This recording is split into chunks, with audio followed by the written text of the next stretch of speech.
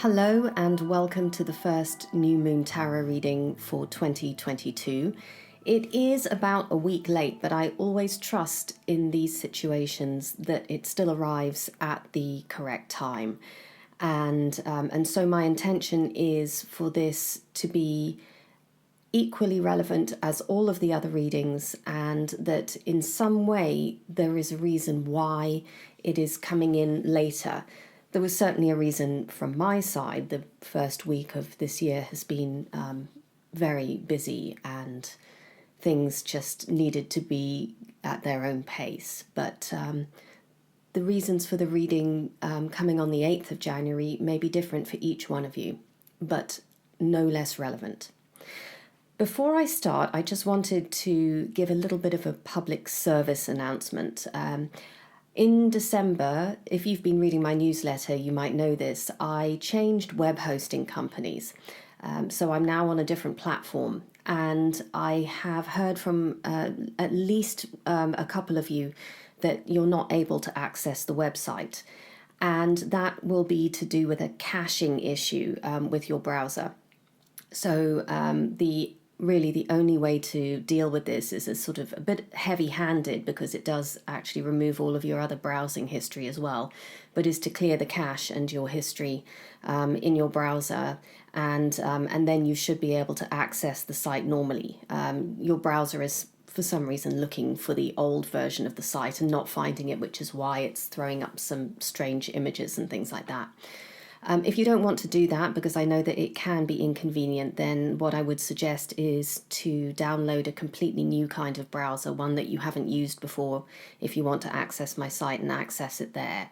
Neither of these is particularly simple to do, but that's the only way really that you're going to be able to find a working site if you find that my site is broken.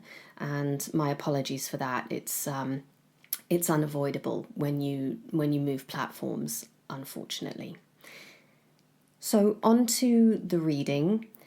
I am going to timestamp the first card so that you can skip to that now if you are very familiar with the introductions that I do. Not all platforms will have a timestamp, but most of them will. So you can skip through to the first card now. But for the rest of you who are still listening, welcome back, or welcome for the first time. The way that I do this reading is that it is nearly always a 3-card reading, and the positions remain the same for those 3 cards. So card number 1 is the foundation card. It is what you are coming in with already. So in other words, this is not a card that is going to happen. It has happened. That may be in the recent past, it may be much further back than that, or it could happen on several different occasions. It may be a theme, a recurring theme that comes up. But it is in some way key for this particular segment of time, because it is going to be reacting with card number 2 in a specific way. So card number 2 is really the main theme of what it is that you're going to be facing this month, or in the next chunk of time. And that theme may be writ large in your life. It may be a major theme. It may be one that's more subtle and only unfolds its true meaning and its significance over time. And whether or not it is writ large or more subtle doesn't mean that it's any more or less important. So I wouldn't attach any particular kind of value on something that is necessarily, big, or something that feels small, because sometimes it's the smallest things that really, and the subtlest things, that create the greatest change. So card number 1, foundation. Card number 2 is the current weather, or the theme for this particular segment of time.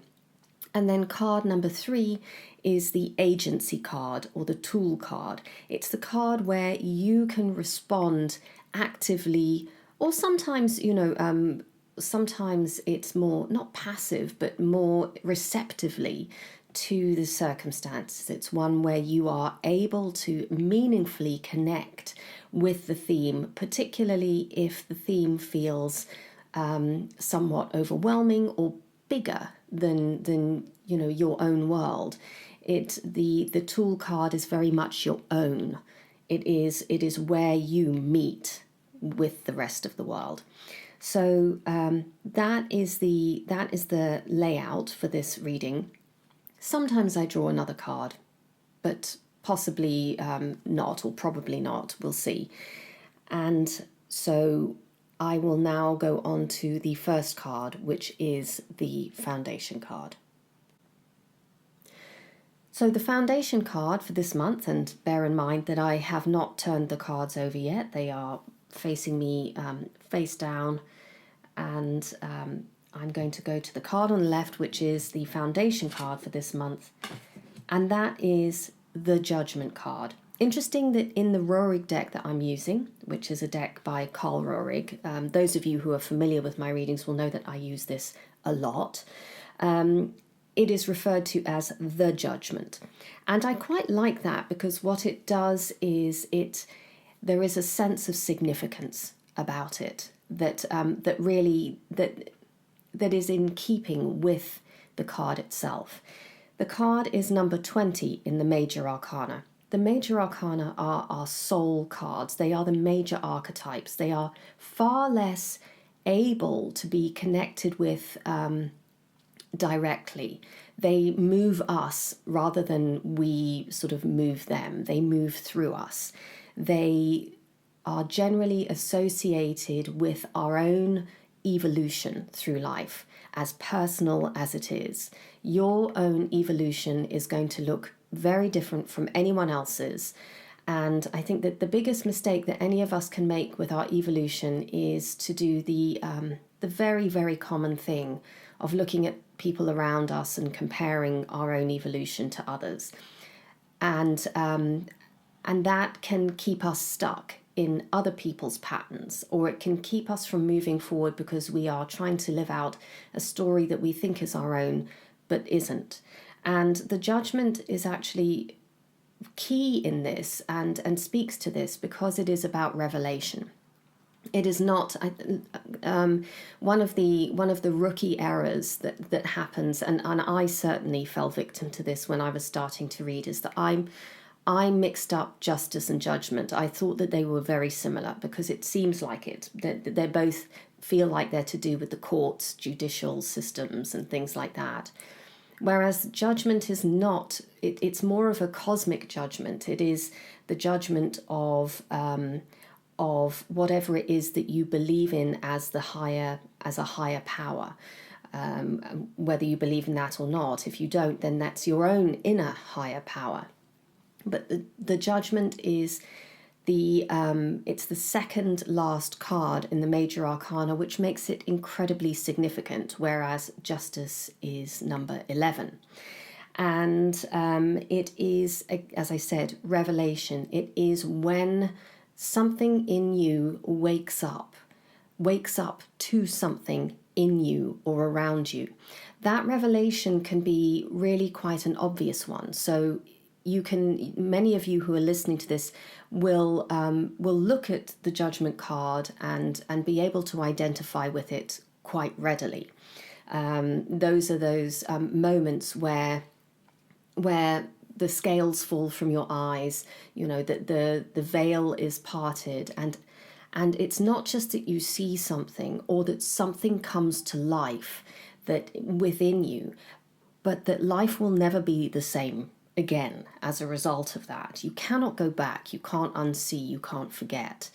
There may be moments of the realization being obscured, because that is the nature of how our minds will very often work, is that things may come up out of the unconscious and then disappear, for a while, but they are more readily available. They come up, and sometimes, it takes a while for us to come to terms with it, and so it has to keep revealing itself. But the initial reveal, the one that is known, is cannot be forgotten.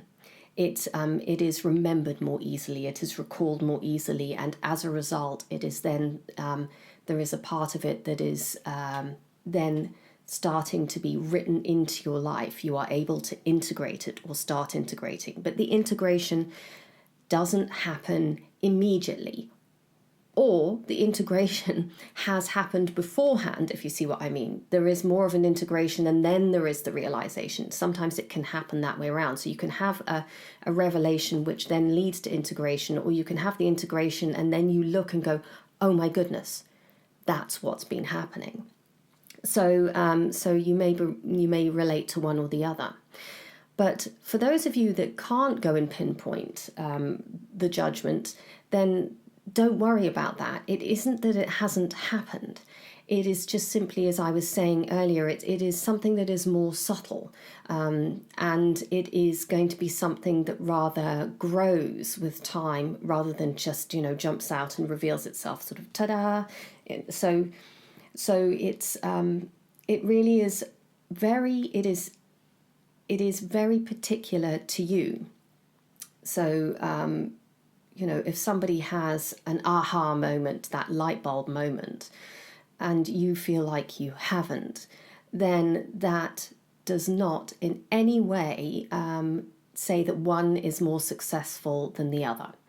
I have spoken many times that my aha moments, the big ones, have sometimes been, well, they've very often not been what I thought that they were. And I've had to go through a period of readjustment after the aha moment to understand, and sometimes it can take a very long time, that what I thought was going on actually wasn't going on.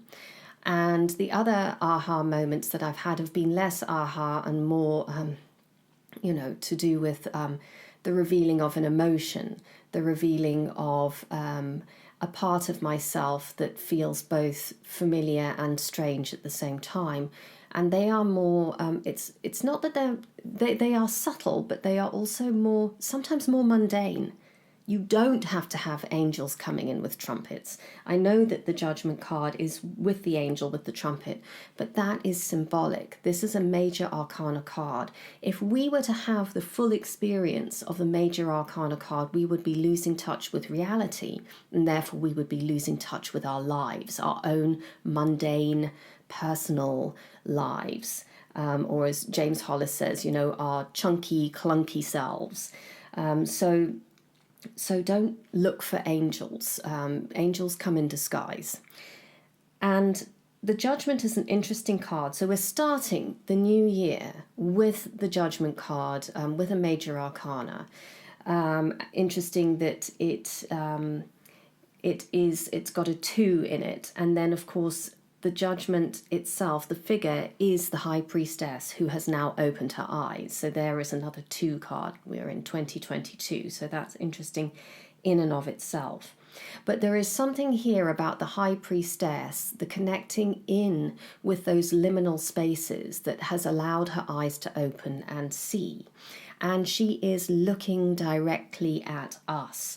This is a message for each of us.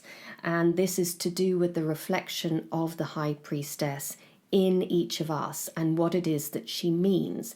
It is about having journeyed to a place that may have felt confusing at times and bringing something back that is in some way part of how it is that we become more of who we are.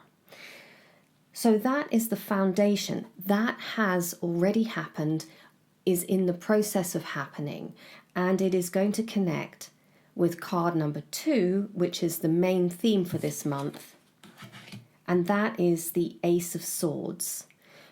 Such clarity with these cards in terms of the feel that they have, and the Ace of Swords is clarity really incarnate. Well, I say clarity incarnate. Actually, the Ace of Swords is non-incarnate, but it's how you bring the Ace of Swords through, how you experience it, how you choose to use it, that then incarnates it. So a little bit of background on aces, for those of you who are new to this or unfamiliar with how I explain the aces. The aces are potential. I think very often when we start out reading tarot, we tend to understandably view the aces as just a one, so it starts 1 and then goes through to 10 in the minor arcana.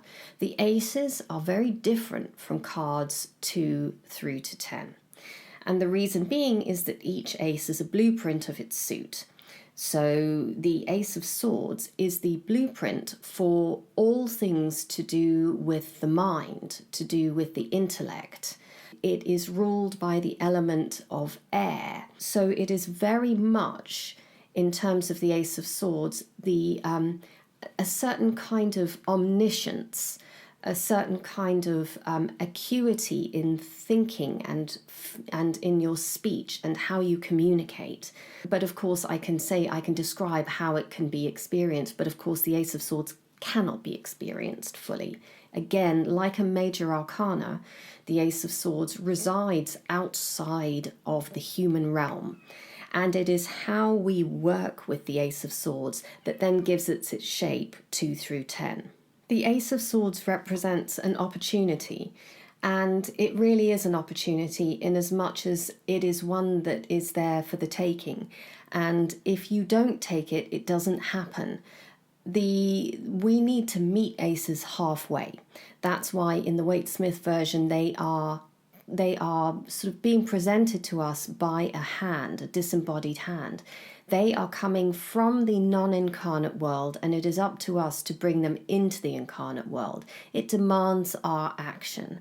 And the Ace of Swords is very much asking us to take that sword and to wield it in the same way that the mythical sword was pulled from the stone. And so, King Arthur became the king. First, he was an ordinary young man, and then he became the king as a result of being able to do this.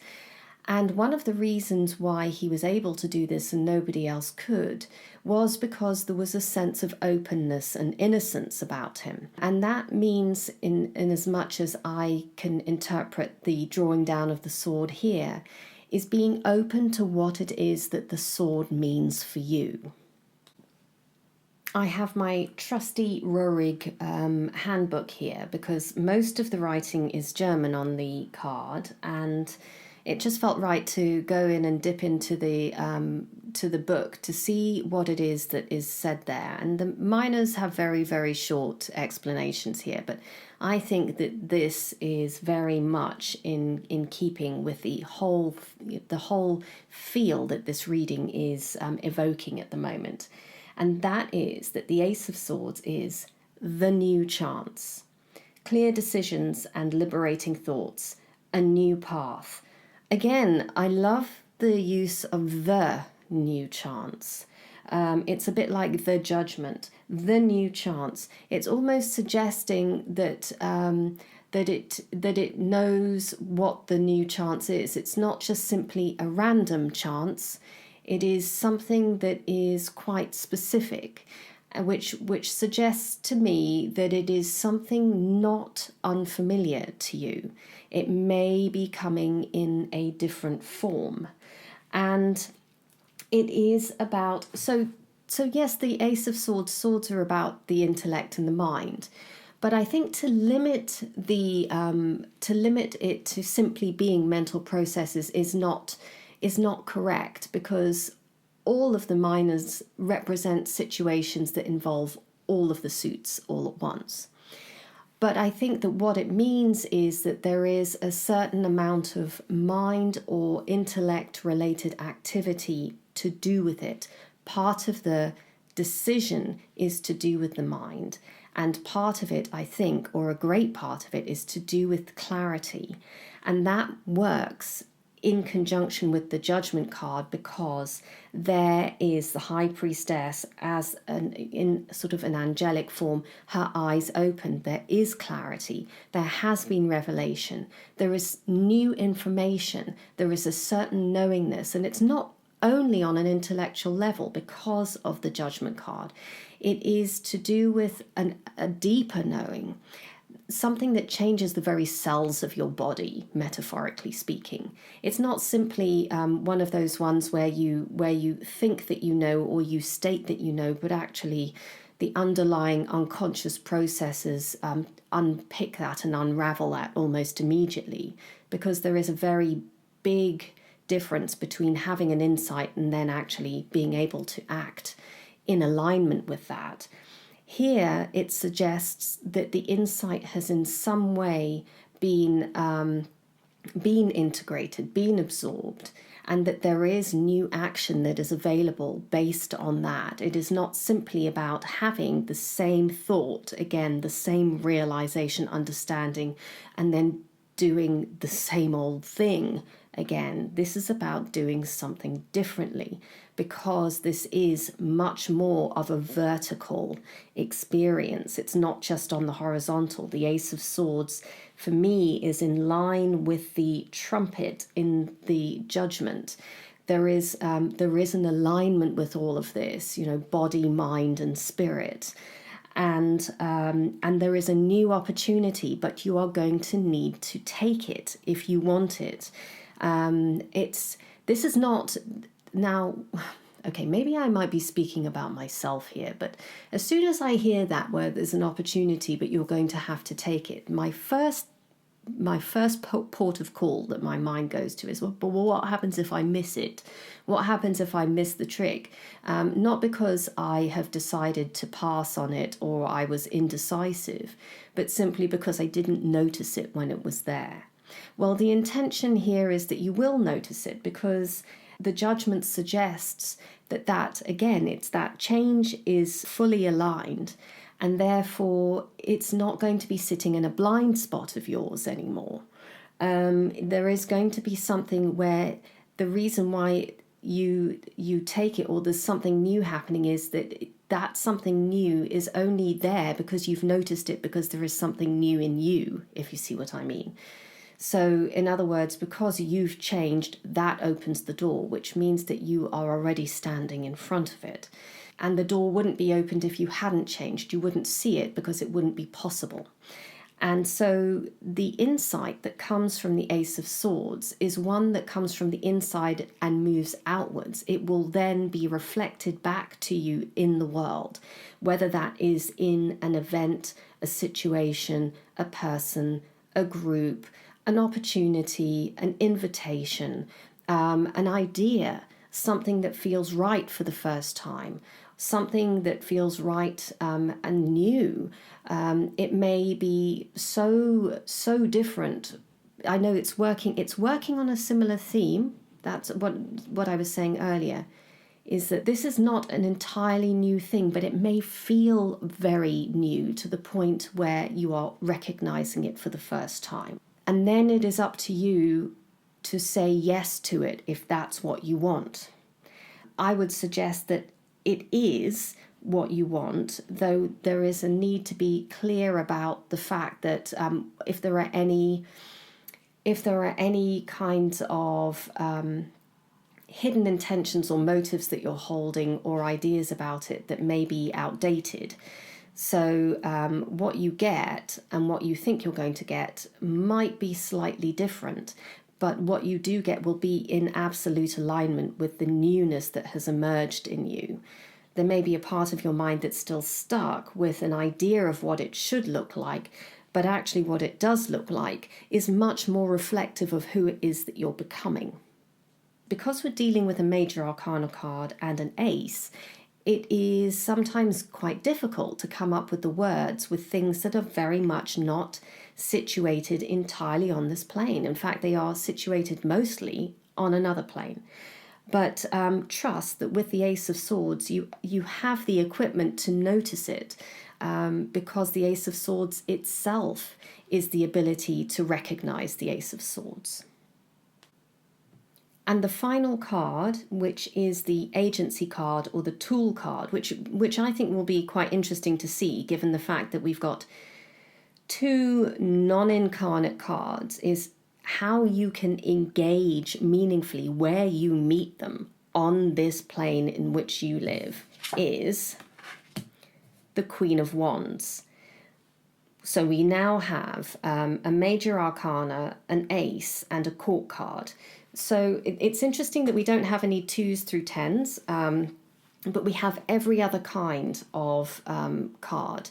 And the Queen of Wands is, because she is a court card, it is about who you are rather than a specific situation. It is an aspect of personality. We all have all of the court cards in us. Some of you may be able to relate to the Queen of Wands much more readily. Some of you may look at the Queen of Wands and recognize her. Some of you may look at the Queen of Wands and go, well, I don't really relate to you at all. I'm not really familiar with you. Or you may feel a sense of resistance or a fog when you see the Queen of Wands. Those of you who recognize her immediately will be able to access her more immediately as well. And there is a caveat to that I will get to.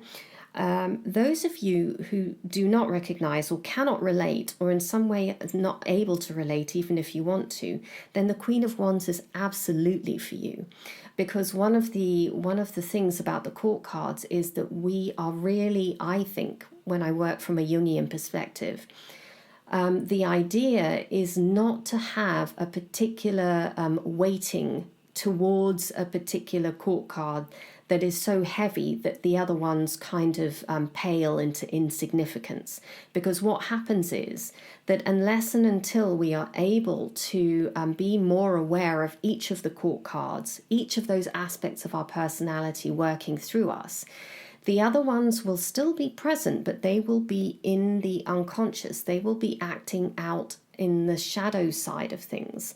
And so it is about bringing to awareness those parts of us with which we are less familiar, particularly the ones that we resist, because the more strenuously we resist aspects of personality, the more powerful they are as they are sitting in the unconscious. So just notice your relationship to the Queen of Wands card. I would invite you to sit and have a look at her looking at you. It doesn't matter what sex you are. It doesn't matter what gender you are identifying with. This card, the Queen of Wands, is equally relevant to every single one of you. She is relevant to you, whether you can feel that relevance immediately or whether you look and say, I have no idea what this card means. And particularly if you have no idea what this card means, there is again invitation to explore what this card means. There's the Ace of Swords. So the Queen of Wands is the feminine aspect of fire. Wands are to do with creativity, procreativity. It is the energy that courses through our body. It is pre-verbal. It is pre-emotions. It is the first suit in the deck. And it is that pure, at its purest, it's pure creative energy. It is what brought everything into being. The Queen of Wands, as the feminine senior aspect of the Wands suit, is at her highest expression, the individuated female expression of Wands. She is in some ways, the witch archetype. I think we narrow our definition of witch far too much for our own good and for her own good. A witch is, for me, simply somebody who works with the invisible realm or is able to connect to bring something creatively through into tangible life. And the Queen of Wands is a creatrix. She is a creator, but she creates in a different way from the King of Wands. She creates through herself. Through her sense of beingness rather than a sense of action out into the world. She wields the wand in a more receptive way. She is the conduit She is the conduit for the energy that moves through. Now, that doesn't mean that she's a shrinking violet, because as you can see very clearly from the card, she is anything but a shrinking violet. She could be seen as a femme fatale to some, but I think that speaks more about how other people view that kind of power than about the Queen of Wands herself. She is able to masterfully wield creative energy to bring something through. And again, there is no judgment about what she brings through, because that's entirely down to the person who is working with the Queen of Wands archetype. For those of you who can immediately relate to the Queen of Wands, I'd put a caveat out there that sometimes the shadow Queen of Wands can make herself known when we I don't know, in some way are seduced by what the Queen of Wands can mean for us. Because she is a seductress as well, and that's the shadow side of it, is being able to seduce, being that femme fatale, acting out of shadow, in other words, in some way that the energy itself becomes more important than anything else. And it is used in some way to keep people in thrall, whether it is you as the user or the people around, or in some way used to control. The Queen of Wands shadow side is a kind of solipsistic experience of creativity. And by that I mean that it comes from oneself, for oneself, and that there is then really very little connection to something outside of oneself. And so therefore the Ace of Swords is not fully realized, because that point points up to heaven, the hilt goes down into the ground. The solipsistic side of the Queen of Wands is very much stuck on this human plane. There's a lot of style and not much substance, because that substance really is informed by being fully connected within, but also being open to the connection that is coming through. So if you identify with the Queen of Wands more immediately, then it's also a good idea to explore her and see if you can see her through new eyes or different eyes, or see a different aspect of her. If you don't identify with the Queen of Wands, or you either to the point of view it's like, oh no, that's, that I really don't, it's a sort of a pushing away, or that there is confusion, then there is something in the Queen of Wands that is absolutely for you. Whether it's something that you've resisted because it feels too powerful, whether it feels like too much, whether it feels like too much trouble, whether it draws attention to you in a way that you feel uncomfortable about. Not that that is the reality of the Queen of Wands. That's not it at all.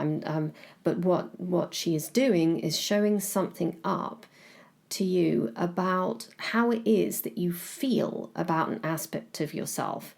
And then, that's up to you to explore why it is that you may feel that, whether that's something that you do by yourself or something you do by speaking to somebody or something like that. But the Queen of Wands herself as a court card is neutral. She's neutral, but it's interesting that she's anything but neutral. I would say that particularly in the tarot reading world, she is one that many readers identify with immediately. And that's a blessing and a curse in inverted commas, because what that does is the immediate identification somehow loses the nuance of what it is that she is also about. And then she can become very one-dimensional. And all of the court cards are multi-dimensional, even though they are talking about a specific aspect of character or a specific aspect of one's personality type. So the Queen of Wands has something here for you, and it will be specific to you. And this is how you connect in with the energy of this month. This is how you connect in with the Ace of Swords. It's interesting that it's wands and swords.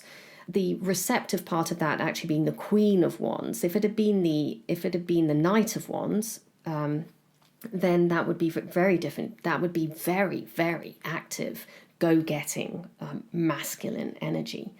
But the Queen of Wands brings the feminine into two very phallic symbols. And there is a way then of using your active intuition.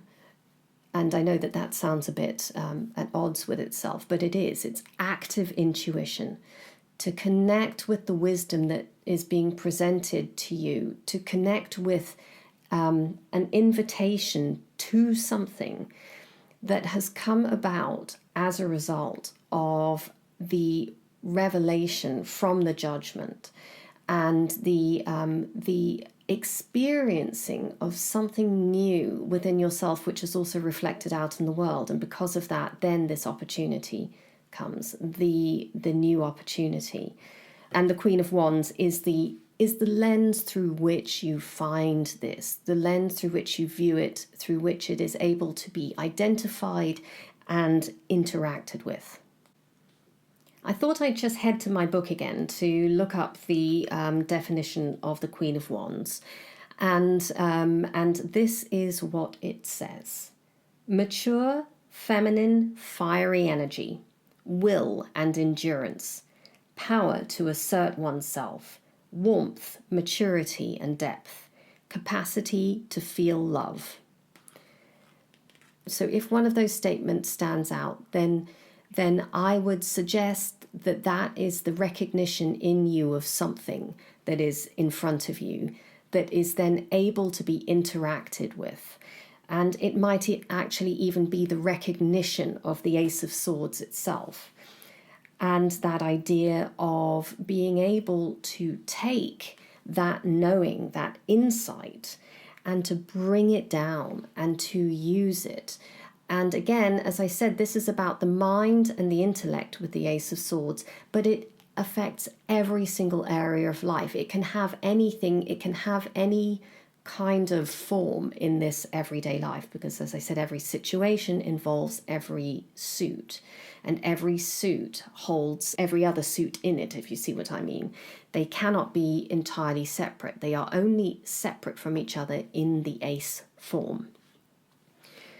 So, to recap, there has been a revelation of kinds, and it has probably been a long time coming. I would suggest it's a long time coming because, as I said, the figure in the judgment is from the High Priestess. That suggests a journey. And I don't think that this journey is one that could have happened in weeks or months. It is probably years. It may be your entire lifetime. There may have been revelations all the way along that path at various stages, but this is this particular revelation. This one is relatively recent. This revelation, the judgment, will have happened probably within the last 2 weeks to the last 6 weeks. It may be part of a series, as I said. So in other words, it may not be a grand angels coming in, and choirs singing. It may not be that. It may be that. Neither of those is better or worse, but it will be the opening of your eyes to something that is inside you, but will then also be reflected outside, or it might be something coming at you from the outside that then opens up your eyes inside. And it is the revivification of something in you. So something has come back to life. Because if you go to the Waite-Smith version of this card, it is the reanimation of the people who have been dead. The coffins are opened at the bottom of the card, and then these figures are there raising their arms to heaven, and this angel that is then blowing the trumpet that is bringing them back to life. So it is coming back to life. Now, it may feel entirely new because this aspect of you may have had to go to ground very early on in life. So it may feel like you're feeling it for the first time, or it may feel familiar, but in some way you can't put your finger on it. But it is the coming back to life of something. It's resurrection. It is revelation. It is the veil being lifted.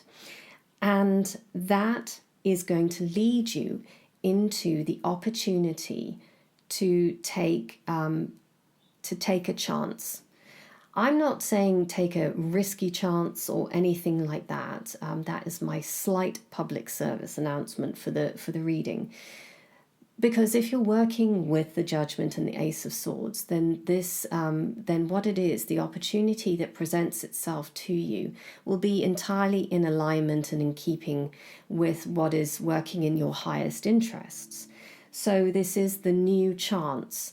It is the ability to recognize something and to reach for it. To see something through new eyes for the first time and to know that you want that. And you do that by through the mantle of the Queen of Wands, which is this actively receptive and intuitive, but very fierily intuitive feminine aspect, who is unafraid of being who she is, who is unafraid of her own fire, who is unapologetic about who she is, who is able to bring that fieriness into her own life, not for the delectation and titillation of others, but really because it is, at its most simple, an expression of who she is. And by being who she is, i.e. who you are, that aspect, the Queen of Wands, this month, you will be able to access that Ace of Swords and bring it down in whatever way is most fitting for you. And I will leave it there. Any questions, comments, as ever, please email. You can message, leave a comment under the podcast or video, depending on the medium, but otherwise you can email me at sarah@integratedtarot.com, and I will see you again next month for the next new moon reading. Take care. Bye.